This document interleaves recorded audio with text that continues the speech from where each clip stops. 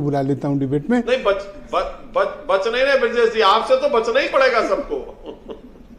Colonel साहब जी, तो आपका तो इन्होंने ठीक करने का इंतजाम आरएसएस से कर लिया है। आरएसएस एक बहुत ताकतवर संगठन है, अगर वो गांव-गांव पहुंच के आपका ये नैरेटिव तोड़ने में कामयाब हो गया कि संविधान वाला, आरक्षण वाला और ये जातिगत जनगणना वाला, जी, आपको चिंता नहीं हो रही है कि आरएसएस मैदान में आ रहा है? थोड़ा तनाव में दिख रहे हो आज, ब्रजेश जी। मैं अपनी बातचीत, हाँ, तनाव में हूँ, है ना? जी बिल्कुल। वो तो दिख ही रहा है। मैं अपनी बातचीत इस बात से शुरू करना चाहूँगा, इस विरोध को दर्ज कराते हुए शुरू करना चाहूँगा कि देश में चाहे सरकारें केंद्र में हो चाहे प्रदेश में हो, कम से कम मानव हत्याएं और फर्जी इनकाउंटरों के माध्यम से राजनीति ना करें, क्योंकि हमारा धर्म, संस्कार और संविधान बोलता है कि मानव हत्या महापाप है और ये महापाप की काली स्याह छाया इतनी भयंकर होती है कि सगे संबंधियों में, परिवार में आने वाली पीढ़ियों पे उसका बहुत लंबे समय तक असर रहता है। मैं तो ये भी कहूँगा कि जिन्होंने भी ये महापाप किया हो, उनको चैन की नींद आए, उनका चैन का जीवन कटे। हालांकि संस्कार ये कहते हैं कि मृत्यु के बाद आत्मा को भी मुक्ति नहीं मिलती है। खैर, ईश्वर भला करे। मैं इस दुआ के साथ कहना चाहूँगा कि किसी गरीब की कोई प्राण ना ले, अपनी नौकरी के लिए, प्रमोशन के लिए, पैसे के लिए और राजनीति के लिए। तो तनाव में मैं हूँ। और दूसरा, जो तनाव की आप बात कर रहे हैं, तो आज मुझे ये एहसास हो रहा है कि हमारे राष्ट्रीय अध्यक्ष जी अखिलेश जी लगातार जो बात कह रहे हैं, आज वो गली गली में लोग बात कर रहे हैं। उन्होंने लगातार कहा है कि थोड़ा समय दीजिए, भारतीय जनता पार्टी और संघ वाले गली गली घूमेंगे और बोलेंगे कि आरक्षण कोई समाप्त नहीं करने देगा, कोई भी सामाजिक न्याय के खिलाफ नहीं खड़ा। अच्छा, वो पहले ही बोल दिए थे? जी, बहुत पहले और कई बार बोला है कि एक दिन भारतीय जनता पार्टी को और संघ को गली गली जाना पड़ेगा, हर दरवाजे पे जाके बोलना पड़ेगा कि हम आरक्षण नहीं हटाने देंगे, चाहे कुछ भी हो जाए। तो अब आप इनसे निपटोगे कैसे? कुछ नहीं करना है, अभी आगे खेल देखिए। अभी आएगा पे कमीशन, अभी आएगा कास्ट सेंसस, अभी आएगा ओआरओपी, अभी आएगा ओल्ड पेंशन स्कीम, अभी अग्निवीर मतलब इनकी योजना गलतियों वापस पर जाएगी, घात लगाकर बैठे अभी हो। वापस जाएगी अग्निवीर। अभी आप देखते जाइए, ये जो अकेले बोले, लोकसभा में बोला था ना, एक अकेला सब पर भारी, वो अमिताभ बच्चन वाला सीन चलना बंद हो गया लोकसभा में। 3 महीने हो गए।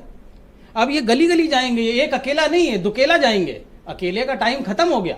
वो नड्डा जी को बोल दिया कि पर अगर आरएसएस सक्रिय होगी तो उनका कैडर बेस बहुत बड़ा है, अभी आपको अंदाजा नहीं है? मेरा व्यक्तिगत तौर पे मानना है कि आरएसएस वाले भारतीय जनता पार्टी से कहीं ज्यादा अपने मूल सिद्धांतों पे गंभीर हैं, इसमें कोई शक नहीं। मतलब क्योंकि जो उनके सिद्धांत हैं संघ के, जो दक्षिणपंथी विचारधारा है, संघ उस पे हमेशा टिक के रहती है। भारतीय जनता पार्टी में बीच में थोड़ा गरमाइश आ गई तो 400 पार पे पहुंचने लगे, तो वो थोड़ा शांति हुई, तब इनको ये समझ में आया कि संघ की विचारधारा को गंभीरता से लेना चाहिए। संघ वालों ने बड़े भाई चुनाव के दौरान नहीं मदद चलना की? चाहिए। चुनाव के दौरान तो मदद नहीं कर रहे थे, अचानक से एक्टिव क्यों हो गए? लड़का उदंड हो जाता है ना, तो थोड़ा पिटपिटा के आता है, तो लाइन पे आ जाता है, फिर वो पापा को पापा बोलने लगता है।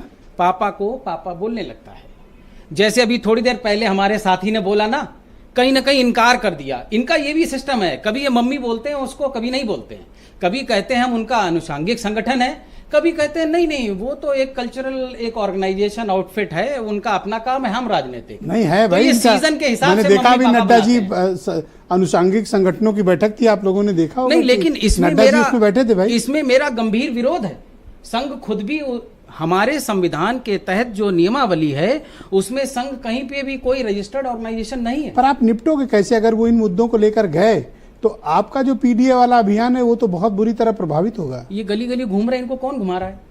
आरएसएस वाले घूमेंगे, बीजेपी नहीं घूमेगी। और PDA भाई ने तो इनकार कर दिया, ब्रजेश वाजपेयी जी ने मना कर दिया कि हमसे मतलब नहीं है। ये गली गली घूमेंगे, आरक्षण का गाना गाएंगे, पीडीए गवाएगा इनसे, तब तो जा रही है गली गली। पीडीए इनको दरवाजे पे बुलाएगा, इनसे पूछेगा कि हाँ भाई अग्निवीर का क्या करने वाले हो? आपको पीडीए चढ़ गया दिमाग में, आपको अंदाजा नहीं क्यों, क्या तैयारी? एक गंभीर बात आपसे कहना चाहता हूं। हमारे देश को आजाद हुए 7-8 दशक हुए। हम एक नेसेंट इन्फेंट स्टेज की डेमोक्रेसी है। हमको 250 से 300 साल लगेगा। अमेरिका के आजाद हुए लगभग 300 साल हुए हैं। मैं आज आपको बोलता हूं, इस धरा पे शायद कोई नहीं होगा, हम तो निश्चित नहीं होंगे उस समय, लेकिन जिस तरीके से ये यात्रा चल रही है, आने वाले वक्त में समाजवाद और सामाजिक न्याय नैसर्गिक भावना है इस देश की डेमोक्रेसी के लिए।